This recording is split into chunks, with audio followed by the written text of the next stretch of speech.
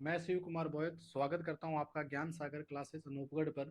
जैसा कि अपने मनोविज्ञान के अंदर बहुत ही महत्वपूर्ण टॉपिक अधिगम स्टार्ट कर रखा है, जिसके अपने 5 वीडियोस कंप्लीट कर चुके हैं। अभी अपने जो नेक्स्ट जो पार्ट नंबर 6, उससे पहले क्या कुछ पढ़ा उसके बारे में अपने जानते हैं। कि जैसे पिछली वीडियो के अंदर मैंने आपको बताया था कि रॉबर्ट गेने के अनुसार अधिगम के प्रकार के अंदर अपने कौन कौन से प्रकार पढ़े थे। तो पहला मैंने आपको बताया था बेटा,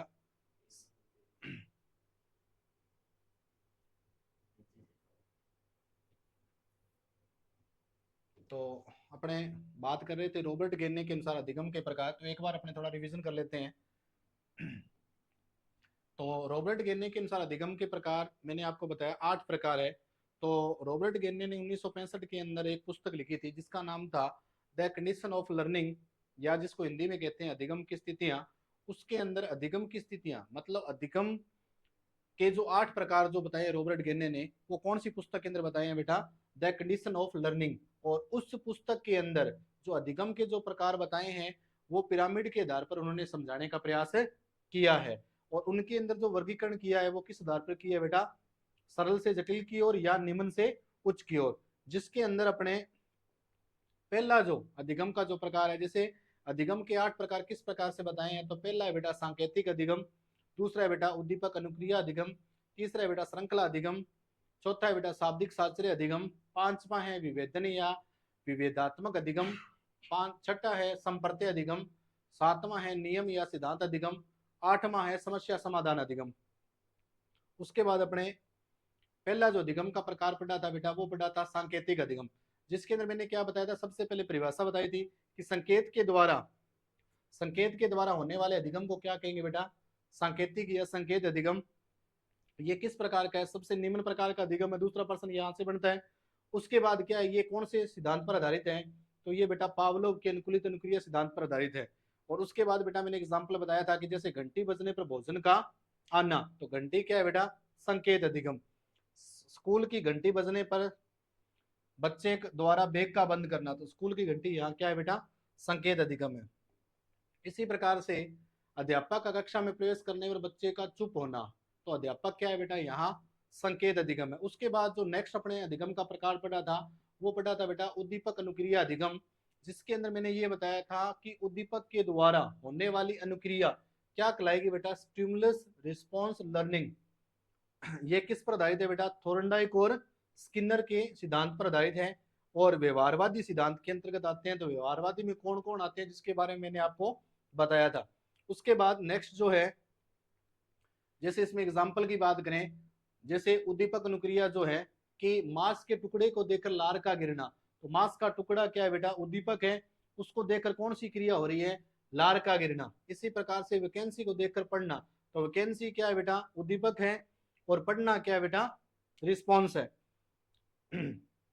इसी प्रकार से तीसरा जो प्रकार था बेटा वो था श्रृंखला अधिगम, जिसमें क्या होता है कि बालक द्वारा क्रमिक रूप से नवीन व्यवहार को सीखना। जैसे क्रमबद्ध तरीके से अपने जैसे हिंदी पढ़ रहे हैं तो सबसे पहले स्वर, उसके बाद वर्ण, व्यंजन, संज्ञा, सर्वनाम।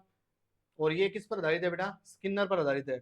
उसके बाद अगर बात करें तो वो था बेटा शाब्दिक शास्त्रीय अधिगम, मतलब एक ऐसा अधिगम जिसके अंदर कोई भी नवीन व्यवहार सीखने के लिए क्या करें? अपने किसी के साथ संबंध स्थापित करते हो, अगर संबंध स्थापित करके अगर कोई नया व्यवहार सीख रहे हैं, उनको अपने क्या कहते हैं बेटा? शाब्दिक शास्त्रीय अधिगम। उसके बाद 5 नंबर जो प्रकार आज अपने पढ़ेंगे वो क्या है बेटा? विभेद या विभेदात्मक अधिगम। तो नेक्स्ट जो अपना प्रकार है बेटा वो कौन सा है? 5 नंबर, 4 नंबर, 4 तक अपने पढ़ लिया था। 5 नंबर जो प्रकार है बेटा वो है विभेद या विभेदात्मक अधिगम।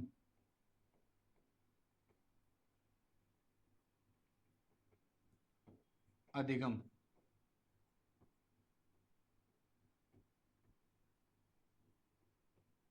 जिसको इंग्लिश में कहते हैं डिस्क्रिमिनेशन लर्निंग। अब इसका मतलब क्या है? विभेद या विभेदात्मक अधिगम का मतलब क्या होता है? मतलब एक ऐसा अधिगम, अगर परिभाषा लिखना चाहें तो अपने ये लिख सकते हैं बेटा,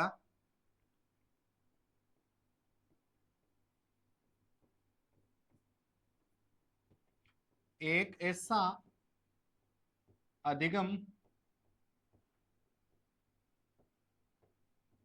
एक ऐसा अधिगम जिसमें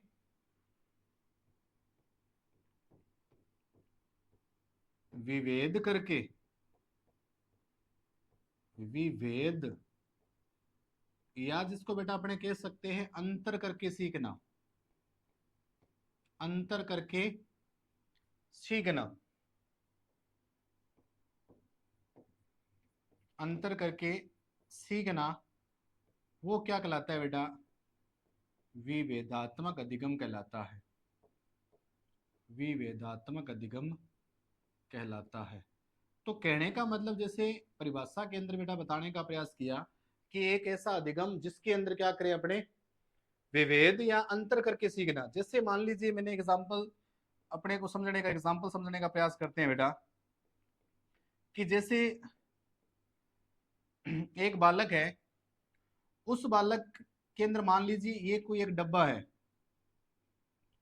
उस डब्बे के अंदर क्या है कि इस प्रकार के अपने छोटे छोटे 4 बॉक्स बना दिए। अब इस बॉक्स के अंदर क्या है कि 4 अलग अलग प्रकार के पेन हैं, जैसे रेड हो गया, येलो हो गया, ग्रीन हो गया या ब्लैक हो गया। तो ये बालक क्या करेगा, जैसे ये कोई बालक है, अगर अपने क्या है कि बालक क्या कर रहा है अपनी पसंद के आधार पर, अगर इस डब्बे में से या इस बॉक्स के अंदर अपनी पसंद के आधार पर इस बॉक्स के अंदर लाल पेन को बाहर निकालता है यानी रेड को, या अपनी पसंद के अनुसार ब्लैक पेन को बाहर निकालता है, मतलब उसके अंतर के आधार पर, कि अगर उसको जैसे किसी अध्यापक ने बोल दिया कि आप अपनी पसंद के अनुसार इनमें से कोई भी मतलब पेन का आप चयन कर लें, तो अगर किसी बालक के द्वारा इसके अंदर 4 में से केवल रेड या ब्लैक पेन को बाहर निकाला, तो कहने का मतलब है कि उस बालक के अंदर इतना ज्ञान विकसित हो चुका है कि वो रेड और ब्लैक के अंदर अंतर जान रहा है। तो कहने का मतलब ये क्या है, अंतर करना, मतलब उसके अंदर विभेद करना कि लाल रंग का पेन कौन सा है और काले रंग का पेन कौन सा है, उसके अंदर दोनों में क्या कर रहा है बेटा, वो अंतर कर पा रहा है। तो ये होता है विभेदात्मक अधिगम। या अपने सामान्य सा एग्जाम्पल लें कि जैसे किसी बालक को अपने दुकान भेज दिया, अब दुकान जाने पर क्या करता है कि वो चिप्स जो होती है वो अलग अलग प्रकार की होती है, अगर किसी बालक के द्वारा लाल रंग की या हरे रंग की चिप्स को अपने पसंद करना या उसमें विभेद करते हुए ये बताना कि मुझे इस रंग की मतलब चिप्स पसंद है, तो वही क्या है बेटा, विभेदात्मक अधिगम है। या अपने अगर कोई बालक बॉल खरीदने के लिए जाता है तो वो बताता है कि मुझे रेड कलर की बॉल पसंद है या अन्य किसी प्रकार की, तो कहने का मतलब अगर एक ऐसा अधिगम जिसमें बालक क्या कर रहा है, अंतर करके अगर कोई नवीन व्यवहार सीख रहा है, तो वो क्या होता है बेटा, विभेद या विभेदात्मक अधिगम कहते हैं। अब चलते हैं अपने नेक्स्ट, उसके बाद 6 नंबर जो है बेटा वो है संप्रत्य अधिगम। संप्रत्य अधिगम, कॉन्सेप्ट लर्निंग, संप्रत्य अधिगम। अब देखो संप्रत्य का मतलब क्या होता है, संप्रत्य जिसको अपने इंग्लिश में बोलते हैं कॉन्सेप्ट, क्या बोलते हैं बेटा, कॉन्सेप्ट। अब कॉन्सेप्ट का मतलब क्या होता है, संप्रत्य का मतलब ये होता है बेटा, कॉन्सेप्ट किसे कहते हैं या संप्रत्य किसे कहते हैं, अगर किसी कार्य की अपने सामने बार बार अगर कोई पुनरावृत्ति होती है जिसको अपने आदत कहते हैं, तो हमारे दिमाग में क्या होता है, एक संप्रत्य बन जाता है कि ऐसा करने पर ऐसा ही होता है। संप्रत्य का मतलब होता है कि अगर कोई आपके सामने बार बार एक जैसा व्यवहार परिलक्षित हो रहा है, अगर आपके सामने कोई एक जैसा व्यवहार बार बार आपके सामने एक जैसा व्यवहार परिलक्षित हो रहा है, तो बालक या बालिका के मन में एक संप्रत्य या एक निष्कर्ष बन जाता है कि ऐसा करने पर ऐसा होता है। कि जैसे एक छोटा सा एग्जाम्पल अपने देखते हैं कि जैसे छोटा जो बालक जो है वो क्या करता है, पक्षियों के पास जाता है। अब जैसे ही वो पक्षियों के पास जाता है, मतलब जितनी बार ये पक्षियों के पास जाता है तो पक्षी क्या है, उड़ जाते हैं, क्या हो जाते हैं, पक्षी उड़ जाते हैं। तो उनके दिमाग के अंदर एक संप्रत्य बन गया, एक निष्कर्ष बन गया कि पक्षी क्या होते हैं, पक्षी उड़ते हैं। पक्षी क्या करते हैं बेटा, उड़ते हैं। तो पक्षियों का उड़ना क्या है, एक संप्रत्य बना हुआ है।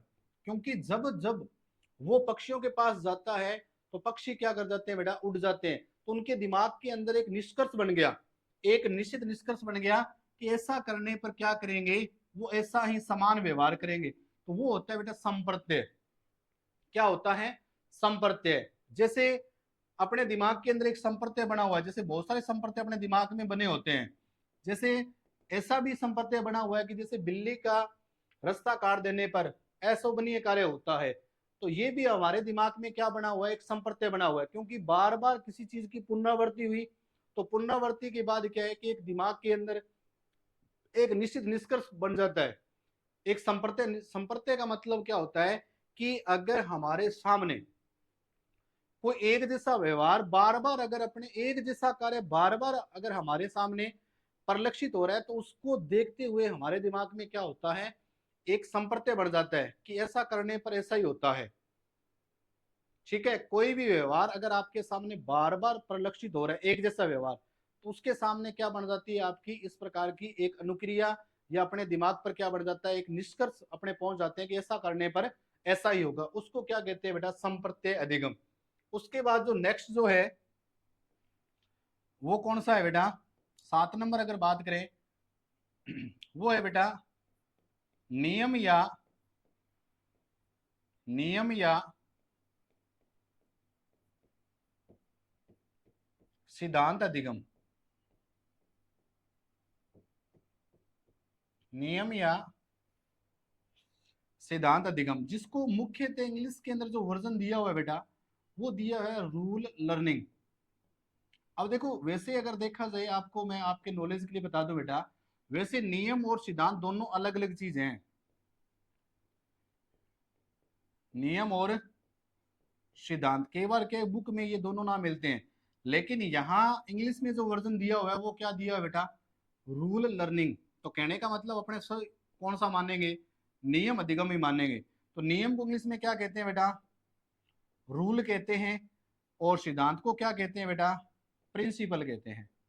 अब ये समझो कि रूल क्या होते हैं, मतलब नियम क्या होते हैं और सिद्धांत क्या होते हैं।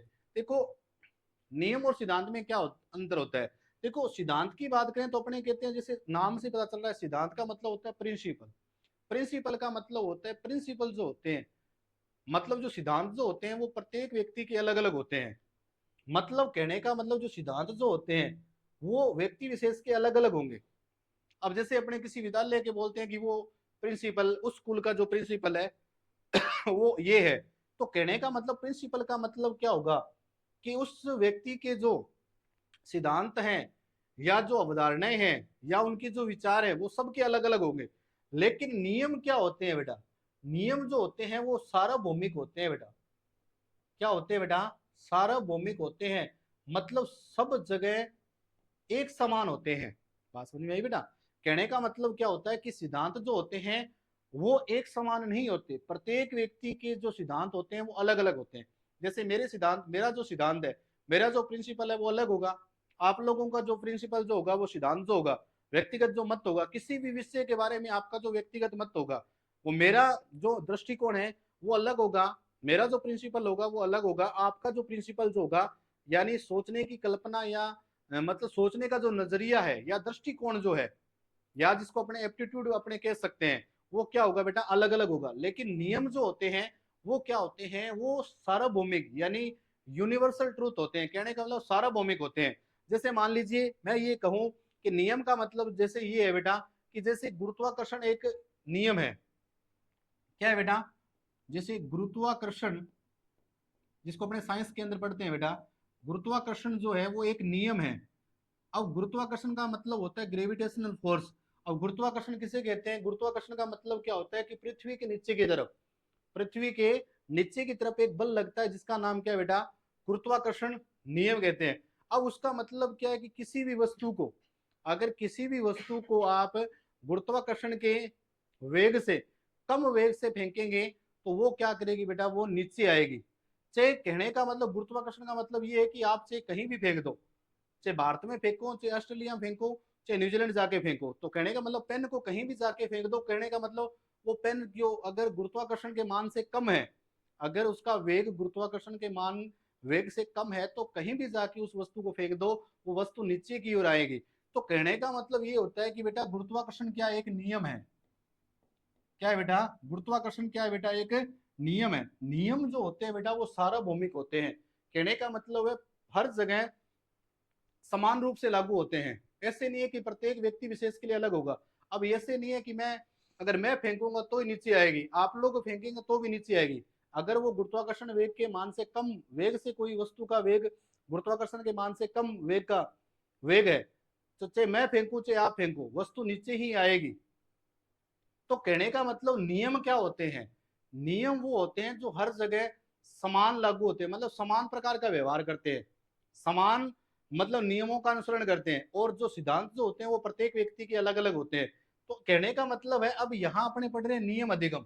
तो कहने का मतलब ये होता है कि बेटा कि अगर किसी बालक या बालिका को अपने जो भी नियम पढ़ा दिया तो नियम पढ़ाने के बाद उस बालक का नियम पढ़ाने के बाद उसको कहने का मतलब उसका सत्यापन भी करना आना चाहिए। कहने का मतलब जो भी बालक या बालिका को जो नियम पढ़ाए जाते हैं, जो भी कॉन्सेप्ट समझाए जाते हैं, उसका यूटिलाइज मतलब उसका अनुप्रयोग करना भी आना चाहिए। कि जैसे मैंने बता दिया कि गुरुत्वाकर्षण का एक नियम होता है जिसमें किसी वस्तु को ऊपर फेंकते हैं, तो मैंने यहाँ पेन को फेंक के देखा तो आप किसी अन्य किसी वस्तु को फेंक के देखेंगे। तो कहने का मतलब उसका उपयोग करके अगर आपने देखा अगर वो चीज सिद्ध हो रही है तो वो क्या होता है? नियम होता है। कि जैसे मैंने दूसरा एग्जांपल बता दिया कि गोल जो वस्तुएं जो होती हैं, गोलाकार जो वस्तुएं होती है वो लुढ़कती है। तो जैसे मैंने यहाँ आपको एक बॉल बॉल का एग्जांपल दे दिया तो आप कोई भी गोल वस्तु को आप मतलब बल लगा के देखें आप, तो कहने का मतलब जितनी भी गोल वस्तुएं हैं वो लुढ़कने का प्रयास करती है। तो कहने का मतलब ये क्या चीजें हैं? ये सारे बेटा क्या है? नियम है जो हर प्रत्येक व्यक्ति के लिए क्या होते हैं? समान होते हैं। प्रत्येक व्यक्ति के लिए क्या होते हैं बेटा? समान होते हैं। तो नियम अधिगम का मतलब ये होता है कि अगर किसी बालक को आपने जो नियम पढ़ाया है, पढ़ाने के बाद अगर वह बालक उस नियम का दैनिक जीवन में उपयोग कर रहा है जैसा आपने बताया है, उसका किसी अन्य वस्तु पर अगर उपयोग कर रहा है, अनुप्रयोग कर रहा है, तो उस नियम का क्या हो रहा है बेटा? सत्यापन हो रहा है। तो ये क्या होता है बेटा?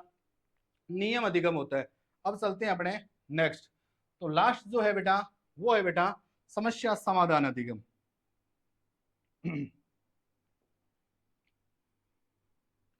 नेक्स्ट जो है बेटा 8 नंबर जो प्रकार है बेटा वो है समस्या समाधान समस्या समाधान अधिगम। समस्या समाधान अधिगम।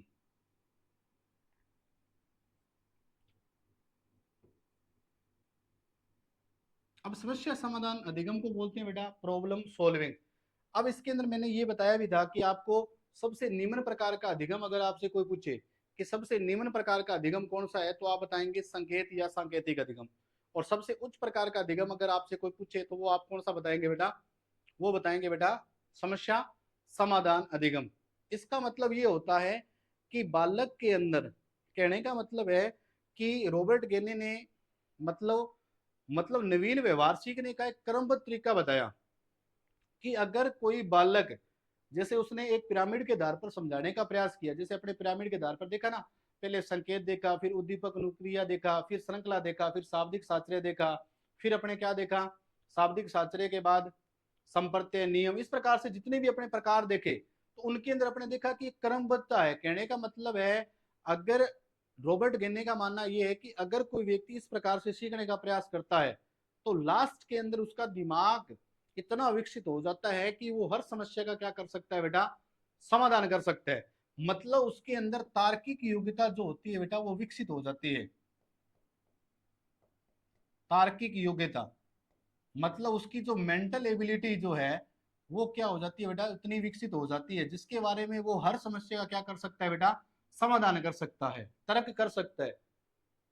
ठीक है, क्या सही है क्या गलत है उसके बारे में वो विचार विमर्श कर सकता है। तो कहने का मतलब क्या है? समस्या समाधान अधिगम का मतलब ये होता है कि अगर किसी बालक को आपने अधिगम को बढ़िया तरीके से मतलब अगर उसके क्रमबद्ध तरीके से अधिगम करवा दिया तो बालक के सामने आप क्या रखें? आप समस्या रखें और उसको समाधान नहीं बताएं। तो बालक क्या करेगा, उस समस्या का स्वयं क्या करेगा, एक निश्चित निष्कर्ष पे पहुंचकर उस समस्या का क्या करेगा बेटा, समाधान करेगा। मतलब ये है बेटा, कहने का मतलब ये है कि अगर आपने बालक के सामने कोई समस्या रख दी, अगर आपने उस बालक की समस्या को समाधान नहीं किया, तो बालक क्या करेगा, स्वयं उस समस्या का समाधान करेगा। अपनी तर्क शक्ति का प्रयोग करते हुए, अपने दिमाग का प्रयोग करते हुए कोई ना कोई इसकी समस्या का क्या निकालेगा, समाधान करेगा। तो वो होता है समस्या समाधान, जो क्या है अधिगम का सबसे उच्चतम प्रकार या सबसे उच्च प्रकार का अधिगम माना गया है। तो बेटा ये थे रॉबर्ट गेरने के अनुसार अधिगम के प्रकार। अब अपने जो पढ़ेंगे बेटा वो सामान्य प्रकार का अधिगम पढ़ेंगे, जो कितने प्रकार के होते हैं बेटा, वो 2 प्रकार के होते हैं। इसी प्रकार से अधिगम के मैंने 3 प्रकार बताए थे। पहला अधिगम का प्रकार बताया था डेविड आसुबेल के अनुसार अधिगम के प्रकार। दूसरा जो अधिगम का जो प्रकार मैंने बताया था बेटा, वो कौन सा बताया था, रॉबर्ट गेरने के अनुसार। और तीसरा जो अधिगम का प्रकार पढ़ेंगे बेटा, वो पढ़ेंगे अपने किसके अनुसार, सामान्य अधिगम के प्रकार। तो चलते हैं अपने सामान्य अधिगम के प्रकार। अब है नंबर 3, सामान्य प्रकार का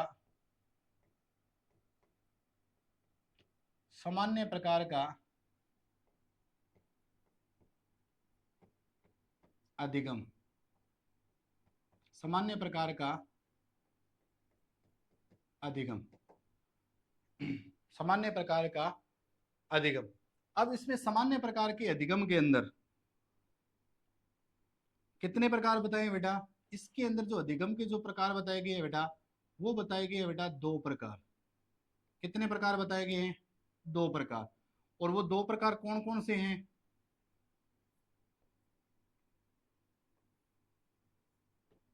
जिसके अंदर एक तो प्रकार है बेटा संवेदी अधिगम, एक तो है बेटा संवेदी अधिगम। दूसरा है बेटा गामक अधिगम। दूसरा जो है वो है बेटा गामक अधिगम। अब इसको इंग्लिश में क्या कहते हैं बेटा, देखो संवेदी अधिगम को,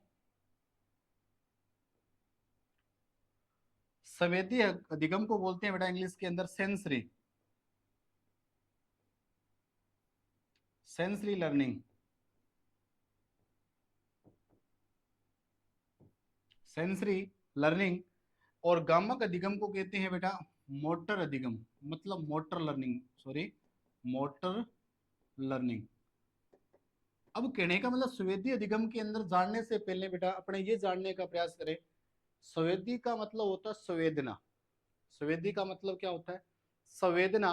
संवेदना को इंग्लिश में बोलते हैं सिंपैथी, मतलब किसी के बारे में मतलब संवेदना व्यक्त करना। संवेदना का मतलब होता है जैसे किसी गर्म वस्तु को अपने देख के ही, जैसे कोई मतलब कोई गर्म गिलास है उसके अंदर पानी भरा हुआ है, तो उससे अगर उसमें बाहर निकाल दिया तो अपने तुरंत अनुमान लगा लेते हैं कि ये क्या है, ये जो गिलास जो है वो गर्म है। तो संवेदी का मतलब होता है महसूस करना। संवेदी का मतलब होता है ठंडे गर्म का महसूस करना। अब संवेदी अधिगम का जो पता चलेगा बेटा, वो किसके द्वारा पता चलेगा बेटा, वो अपने पता चलता है बेटा ज्ञानेंद्रियों के द्वारा। किसके द्वारा बेटा, ज्ञानेंद्रियों के द्वारा। तो ज्ञानेंद्रियों का मतलब क्या होता है, ज्ञानेंद्रियों का मतलब होता है जो हमें अनुभव करवाती है कि कोई वस्तु इस प्रकार की है। जैसे आपको पता है कि ज्ञानेंद्रियां मानव शरीर में कितनी होती है बेटा, ज्ञानेंद्रियां जो होती है मानव शरीर के अंदर कितनी होती है बेटा, 5 होती है। कितनी होती है, 5 होती है। ज्ञानेंद्रिय जो होती है मानव शरीर में 5 होती है। तो कौन कौन सी होती है, तो उसके अंदर एक तो है बेटा, कौन कौन सी है, नंबर 1 है बेटा आंख। नंबर 1 है बेटा आंख, नाक, कान, जीभ और त्वचा।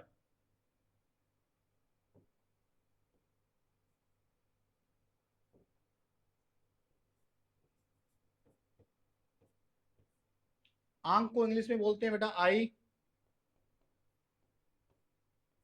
नाक को नोज,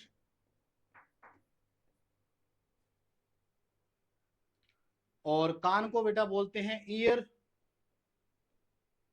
जीभ को बोलते हैं बेटा टंग, और त्वचा को बोलते हैं बेटा स्किन। तो कहने का मतलब है कि संवेदना जो व्यक्त की जाती है, संवेदना जो व्यक्त की जाती है बेटा वो ज्ञानेंद्रियों के माध्यम से की जाती है।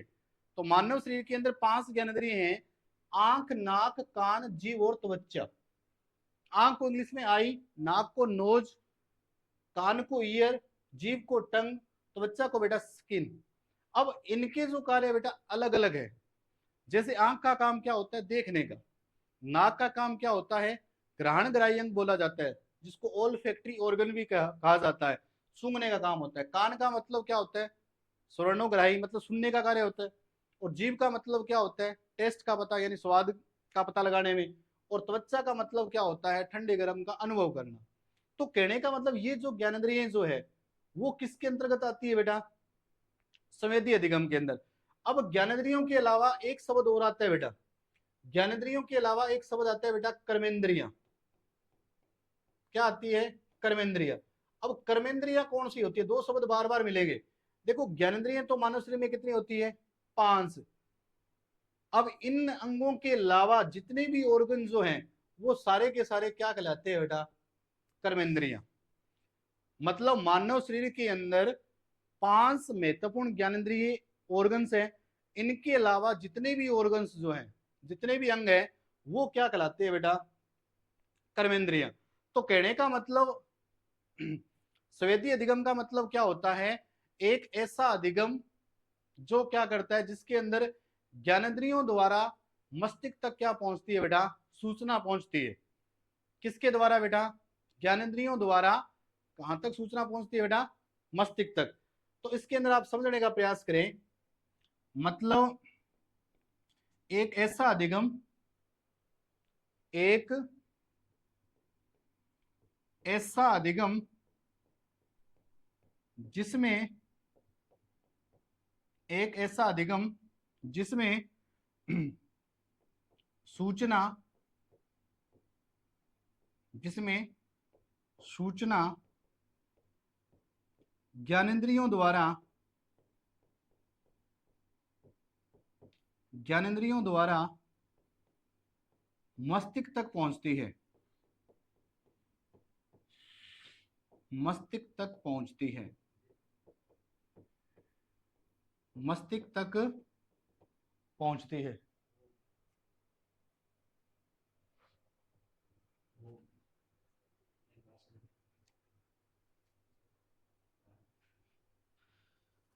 मस्तिष्क तक पहुंचती है।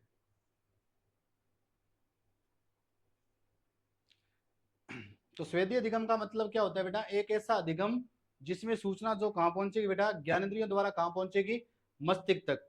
और इसके अंदर जो सूचना पहुंचेगी वो कहां से कहां तक पहुंचेगी बेटा, कर्मेंद्रियों से कहां पहुंचेगी बेटा, कर्मेंद्रियों से कहां पहुंचेगी बेटा, कर्मेंद्रियों से पहुंचेगी बेटा मस्तिष्क तक। अब सबसे पहले मैंने ज्ञानेंद्रियां, अगर कोई सूचना ज्ञानेंद्रियों से मस्तिष्क तक पहुंच रही है वो तो स्वेदीय अधिगम के अंतर्गत आएगी।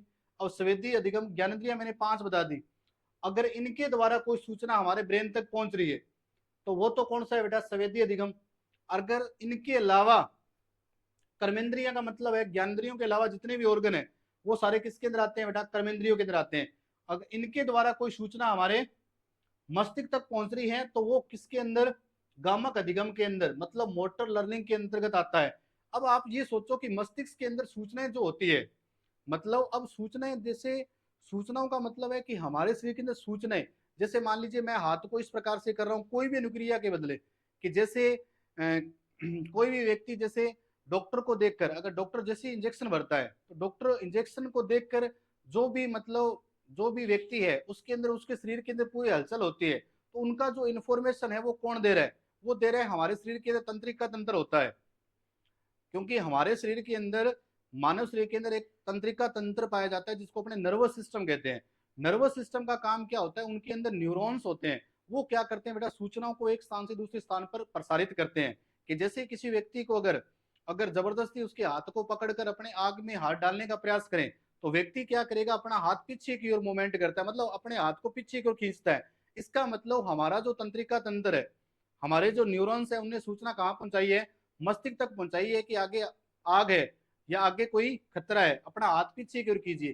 कहने का मतलब है कि हम अगर कोई व्यक्ति स्वस्थ है, मानव शरीर के अंदर तंत्रिका तंत्र पाया जाता है। अगर यही बात करें अपने सजीव के अंदर, पादप के अंदर बात करें, तो पादप के अंदर नर्वस सिस्टम नहीं पाया जाता, तंत्रिका तंत्र नहीं पाया जाता। अगर अगर अपने कोई व्यक्ति अपने सामने कोई चाकू या कोई हथियार लेके खड़ा हो जाए, तो व्यक्ति क्या है कि डरने का प्रयास करता है। ऑटोमेटिक क्या है, उसके दिमाग के अंदर ये सूचना मिलेगी कि उसके हाथ में कोई हथियार है।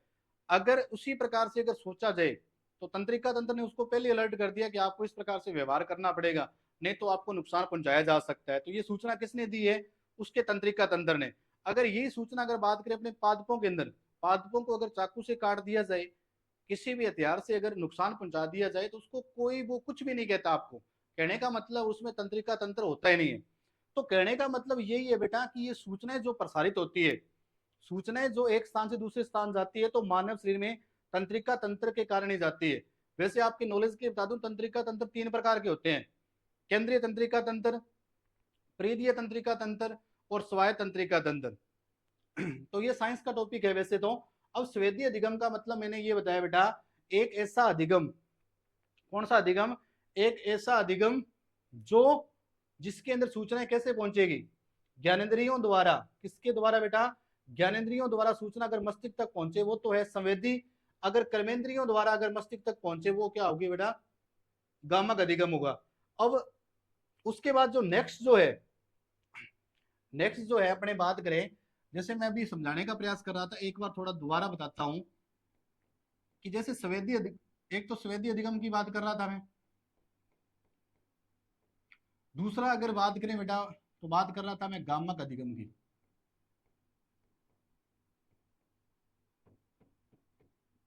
अब इसके अंदर महत्वपूर्ण बात क्या बताए, इसके अंदर जो सूचना जो होगी वो कहां से कहां तक पहुंचेगी बेटा, सिंपल सा ध्यान रखना है, ज्ञानेंद्रियों से कहां पहुंचेगी बेटा, मस्तिष्क तक। जिसके अंदर कई बार सीधा सीधा प्रश्न पूछा जा सकता है कि वह कौन सा अधिगम होगा जिसमें सूचनाएं ज्ञानेंद्रियों द्वारा मस्तिष्क तक पहुंचती है, तो वो बेटा स्वेदी अधिगम है। अगर यही बात अगर अपने इसके अंदर करें, मोटर लर्निंग की बात करें, तो यहाँ सूचना किससे कहां पहुंचेगी, कर्मेंद्रियों द्वारा। ज्ञानेंद्रियों के अलावा जितने भी ऑर्गन है वो क्या है बेटा, कर्मेंद्रिय। और यहाँ कर्मेंद्रियों से सूचना कहां पहुंचेगी बेटा, मस्तिष्क तक पहुंचेगी, ब्रेन तक पहुंचेगी। और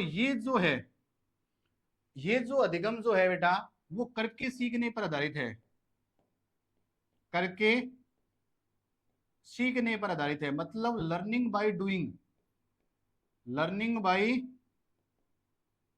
डूइंग पर आधारित है। मतलब कहने का मतलब है व्यक्ति पहले समय अनुभव करेगा, मतलब समय क्या करेगा, अपने समय के अनुभव के द्वारा वो मतलब उस व्यवहार को सीखेगा। और इसके अंदर क्या करेगा, वो सूझ के द्वारा, सूझ का मतलब होता है इंसाइट, मतलब अपने मस्तिष्क का प्रयोग करते हुए उस समस्या को क्या करेगा, हल करेगा। अब मतलब ये क्या है बेटा, ये समझ पर आधारित है। किस पर आधारित है बेटा, समझ पर आधारित है। तो आपसे प्रश्न कैसे पूछा जा सकता है, तो बेटा आपसे सीधा सीधा प्रश्न पूछा जा सकता है कि एक ऐसा अधिगम जिसमें सूचना ज्ञानेंद्रियों से मस्तिष्क तक पहुंचती है, तो वो कौन सा, स्वेदी अधिगम। जो सूझ पर आधारित है संवेदी, जिस समझ पर आधारित है संवेदी, कर्मेंद्रियों से मस्तिष्क तक सूचना गामक, करके सीखने पर आधारित गामक, जो सूझ पर आधारित नहीं है वो है गामक। अब इसमें एग्जाम्पल समझने का प्रयास करें कि जैसे मैंने आपको एग्जाम्पल बताया बेटा, कि जैसे मैंने आपको एग्जाम्पल ये बताया कि जैसे डॉक्टर, जैसे कोई भी बालक है, जैसे वो डॉक्टर को देखता है, जैसे ही कोई बालक है वो डॉक्टर को देखता है, जैसे डॉक्टर क्या करता है, इंजेक्शन से, जो इंजेक्शन जो है उसके अंदर जैसे ही वो मतलब निडल के अंदर जो भी है, इंजेक्शन के अंदर जैसे ही वो मेडिसिन को या दवाई को भरता है, तो क्या करता है कि उसी को देखकर मतलब बालक क्या करता है, अनुक्रिया करता है, मतलब अपने हाथ पैर को क्या करता है, मतलब जैसे डॉक्टर को देख कर क्या है कि बालक की पूरे शरीर के अंदर हलचल होगी। तो कहने का मतलब क्या है, उसको अलर्ट किसने किया है। अब जैसे ही डॉक्टर उसको इंजेक्शन लगाने का प्रयास करता है, तो उसके हाथ पैर के अंदर वो क्या करेगा, बचने का प्रयास करता है, उससे उस इंजेक्शन से बचने का प्रयास करता है। तो पहले कहने का मतलब सूचना किसके पास पहुंची, ज्ञानेंद्रियों के पास। ज्ञानेंद्रियों के पास पहुंची सूचना कि डॉक्टर ने सुई को भर लिया गया है, अभी आप अलर्ट हो जाइए, तो तुरंत क्या करता है, वो हाथ पैर मारने का प्रयास करता है। तो कहने का मतलब इस प्रकार की कोई एग्जाम्पल आपके सामने अगर प्रेजेंट हो, अभिलक्षित हो, तो आप अनुमान लगा सकते हैं कि जैसे किसी खतरनाक व्यक्ति को देखकर, जैसे कोई व्यक्ति चाकू लेके या कोई हथियार लेके खड़ा है, तो आप बिल्कुल साइलेंट होकर उनके पास खड़े हो गए, उसने बोल दिया कि आपको 2 घंटे तक हिलना नहीं है, तो आप उसके चाकू को देखकर या किसी खतरनाक हथियार को देखकर आप बिल्कुल मतलब सावधान अवस्था में, टेंशन के अंदर है, मतलब बिल्कुल सावधान मुद्रा के अंदर है। तो कहने का मतलब आपको किसने अलर्ट किया, आपकी ज्ञानेंद्रियों ने अलर्ट किया कि आपने ऐसा नहीं किया तो हो सकता है आपको नुकसान हो। तो कहने का मतलब बेटा ये है कि ज्ञानेंद्रियों से सूचना कहाँ पहुंची, हमारे मस्तिष्क तक। आपके मस्तिष्क को संवेद मतलब ज्ञानेंद्रियों ने अलर्ट किया कि आपको बेटा इस प्रकार का व्यवहार करना होगा, नहीं तो इस प्रकार का व्यवहार नहीं किया तो आपको नुकसान हो जाएगा। तो इस प्रकार के एग्जाम्पल जो होते हैं बेटा वो किससे आधारित है, स्वेदीय अधिगम के। इसी प्रकार से अगर बात करें अपने गामक अधिगम, गामक अधिगम के अंदर जैसे बेटा एग्जाम्पल ऐसे पूछा जाता है कि जैसे कोई एक बालक है, जैसे कोई एक बालक है, वो अपने भाई को क्या करता है, आग के पास जाने से रोकता है। अब कहने का मतलब जैसे उसने क्या कहा कि एक बालक या एक लड़का बोल दीजिए, एक लड़का है जो अपने छोटे भाई को क्या करता है, आग के पास जाने से रोकता है। अब उसका मतलब ये है कि छोटे भाई को आग के पास जाने से रोक रहा है, इसका मतलब पहले वो उससे मतलब आग से क्या है, पहले से वो परिचित है। कहने का मतलब पहले उसने खुद करके सीखने का मतलब है कि पहले उसने खुद अनुभव किया है कि आग है, हो सकता है कि आग से वो जला हुआ हो, इसलिए क्या कर रहा है, वो अपने छोटे भाई को क्या कर रहा है बेटा, अलर्ट कर रहा है कि आग से व्यक्ति का शरीर जल सकता है। या कई बार आपसे ऐसे भी प्रश्न पूछा जा सकता है कि जैसे एक व्यक्ति का, जैसे किसी व्यक्ति का एक हाथ जलने के बाद, जैसे किसी व्यक्ति का एक हाथ जलने के बाद वो क्या करता है, दूसरे हाथ से दूसरे हाथ को मतलब आग से बचाने का प्रयास करता है। तो कहने का मतलब है जैसे ही उसने एक हाथ जला तो उसकी कर्मेंद्रियां मतलब उसके जो ऑर्गन्स है उसने क्या किया, उस चीज को महसूस किया, उसके शरीर पर क्रिया हुई कि जलने के बाद हमें दर्द का अनुभव होता है। अब एक हाथ में दर्द का अनुभव हो रहा है तो वो दूसरे हाथ को क्या कर रहा है बेटा, बचाने का प्रयास कर रहा है ताकि ऐसा अनुभव उस दूसरे हाथ में न हो। तो इस प्रकार का जो अधिगम जो होता है बेटा वो होता है गामक अधिगम। तो आशा करता हूं कि बेटा ये अधिगम के जो प्रकार है वो मैंने आपको भली भांति समझाने का प्रयास किया। तो एक बार फिर बता दूं मैं कि मैंने अधिगम के मुख्यतः 3 प्रकार के प्रकार बताए, जिसके अंदर पहला जो प्रकार बताया वो बताया बेटा डेविड आसुबेल के अनुसार अधिगम के प्रकार, डेविड आसुबेल के अनुसार अधिगम के प्रकार। उसके अंदर अधिगम के 4 प्रकार बताए गए थे। कितने प्रकार, 4 प्रकार। जिसके अंदर पहला प्रकार जो था वो था रटकर सीखना, दूसरा था अर्थपूर्ण सीखना, तीसरा था अभिग्रहण सीखना, चौथा था अन्वेषण या खोजपूर्वक सीखना। उसके बाद मतलब डेविड आसुबेल ने जो अधिगम के जो प्रकार बताए थे वो बेटा 4 बताए थे। उसके बाद अपने पढ़ा था रॉबर्ट गेन्ने के अनुसार अधिगम के प्रकार, जो अपने कितने पढ़े थे बेटा, 8 प्रकार पढ़े थे। तो पहला अधिगम का प्रकार कैसा था बेटा, सांकेतिक अधिगम, दूसरा उद्दीपक अनुक्रिया अधिगम, तीसरा श्रृंखला अधिगम, चौथा शाब्दिक शास्त्रीय अधिगम, पांचवा विभेदन अधिगम, छठा संपर्त्य अधिगम, सातवां नियम या सिद्धांत अधिगम, आठवां बेटा समस्या समाधान अधिगम। और तीसरा जो प्रकार पढ़ा था अपने वो पढ़ा था सामान्य प्रकार का अधिगम, जिसके अंदर अपने 2 प्रकार के अधिगम के प्रकार पढ़े थे, स्वेदी और गामक। तो आशा करता हूं कि बेटा आपको ये मतलब जो भी मैंने कॉन्सेप्ट समझाने का प्रयास किया मेरी तरफ से वो आपको समझ में आया होगा। तो आप इसी प्रकार से क्या करें, आप लोग मतलब वीडियो को ज़्यादा से ज़्यादा क्या करें बेटा, शेयर करें और कोशिश करें ज़्यादा से ज़्यादा लोगों को जोड़ने का प्रयास करें ताकि हम मनोविज्ञान की क्लास को रेगुलर कंटिन्यू जारी रख सकें। तो आप भी हमारा सहयोग करें। आशा करता हूं कि आपको ये वीडियो समझ में आया होगा। इसी प्रकार की वीडियो को देखने के लिए आप चैनल को भी सब्सक्राइब करें, लाइक और कमेंट करें ताकि हमें पता चले कि हमारा जो प्रयास है वो बिल्कुल सही जा रहा है या नहीं। तो आज के लिए बस इतना ही। जय हिंद, जय भारत।